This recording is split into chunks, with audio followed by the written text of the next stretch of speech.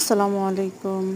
সবাই কেমন আছেন? আশা করছি সবাই অনেক ভালো আছেন। আমিও আল্লাহর অশেষ রহমতে ভালো আছি।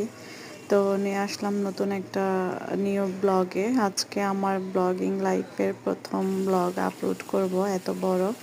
তো আপনাদের সাপোর্ট এবং ভালোবাসা থাকলে আরও নতুন নতুন ব্লগ আমি তৈরি করার চেষ্টা করব। তো এখানে হচ্ছে মিষ্টি কুমড়া দিয়ে আজকে মাছ রান্না করব, খুবই সিম্পলভাবে। সবাই রান্না করতে পারে, তারপরেও ভিডিওটা শেয়ার করা।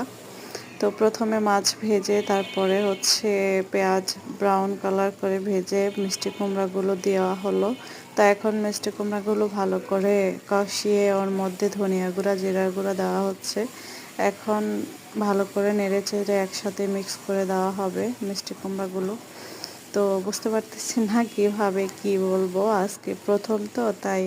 তো আপনাদের যদি সাপোর্ট এবং ভালোবাসা পাই তাহলে আরও নতুন নতুন ব্লগ আমি দেওয়ার চেষ্টা করব ইনশাআল্লাহ। তো এখানে তরকারিটা ভালোভাবে কষানো হয়ে গেছে। এখন মাছগুলোর সাথে ভালোভাবে মশলাটা মিশিয়ে নেব। তার উপরে ধনিয়া পাতা দিয়ে দিলাম, দিয়ে হচ্ছে ভালোভাবে নেড়েচেড়ে মিক্স করে নেব একসাথে।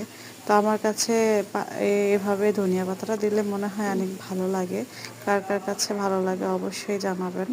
তারপর পরিমাণ মতো এখানে পানি দিয়ে দেওয়া হচ্ছে ভালোভাবে সিদ্ধ হওয়ার জন্য মিষ্টি কুমড়াটা।